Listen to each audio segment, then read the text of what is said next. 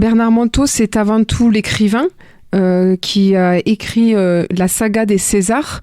Il y a César l'éclaireur, César l'enchanteur, puis des années après, il a écrit César et le maître des hirondelles et César et le magicien d'Homme, et bien d'autres livres encore.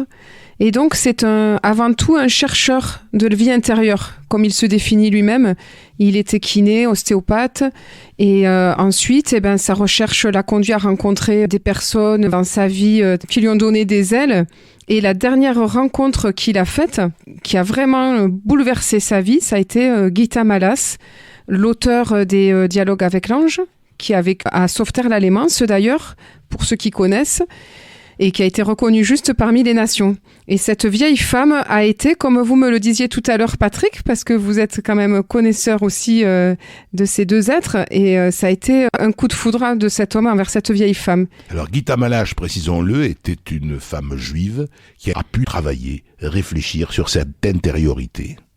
Alors oui, elle était hongroise, et ce sont ses 3 amis qui ont été déportés en camp de concentration. Elle était d'origine chrétienne et eux, ils étaient d'origine juive. Et même si aucun ne pratiquait vraiment sa religion, ils ont finalement été déportés. Mais elle a pu les aider en créant une usine de couture pour des juifs qu'elle a protégée et qu'elle a réussi à sauver lors de l'invasion des nazis hongrois. Et donc, vous le disiez, Bernard Montault, écrivain, chercheur, passionné d'humanité, est fasciné par cette rencontre avec Guita Malas, et ça va changer complètement sa vie, à lui, d'homme, d'écrivain, de chercheur. Oui. Ah oui, parce qu'il dit qu'il a rencontré quelqu'un qui était plein, là où lui, il était vide. Ce sont ses mots, pour dire qu'elle n'était pas parfaite. Et d'ailleurs, moi, ce que j'aime dans cet enseignement des Dialogues avec l'ange, c'est une phrase en particulier, c'est la nouvelle perfection, c'est l'imperfection heureuse. Et donc, le but n'est pas de chercher à devenir des gens parfaits, droits, carrés, moraux, etc., mais d'apprendre à aimer son imperfection. Alors, aimer, c'est peut-être un mot un peu fourre-tout. On va dire avoir de la bienveillance, de la tendresse, à travers toutes les petites choses de soi qu'on n'aime pas trop, qu'on se juge, qu'on aimerait changer. Et c'est la porte pour pouvoir être vraiment quelqu'un d'autre, finalement. Mais ça passe par ne pas vouloir se changer, mais s'accueillir comme on est. S'accueillir comme on est, et comme le dit Bernard Montault aussi, apprendre à aimer ces petites misères, et non pas les enfouir, non pas les rejeter, mais à les accueillir avec bienveillance. Exactement. Comment vous est venue cette idée de mettre en scène un des livres de Bernard Montault ?